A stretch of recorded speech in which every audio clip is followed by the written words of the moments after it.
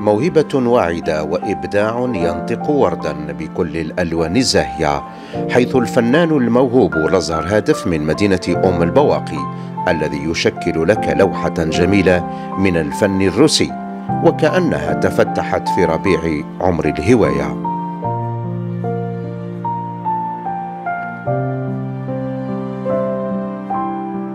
هو انطلق في الروس يشتيو يحبوا يرسموا الورود ويحبوا الاختصاص تاعهم الورود. طلعت على هذا النوع من الفن وحبست فيه وبحثت على الفن هذا والاخر باش قدرت نخدم العجينه تاعو باش نخدم بها تشكيل الورود.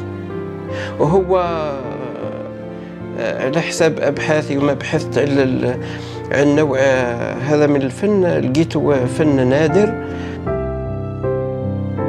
الأزهر تعلق بفن تشكيل الورود البارزة ولكن بطريقته الخاصة، بعدما توصل بمختلف المستحضرات والمكونات إلى ابتكار خليط يشبه العجينة الروسية نظرا لعدم توفرها بالجزائر، حتى يضفي على تشكيل الورد لمسة فنية بجمال بهائها. حاولت نخدم العجينة هذه بمعرفتي الخاصة والإضافات اللي ضفت لها باش قدرت نخدمها العجينة. حاولت نحوس عليها في المكاتب وفي أدوات الرسم والآخر ما كانش. نجمت أني نحصل على القوام تاعها وخدمتها بطريقتي الخاصة ونجحت فيها.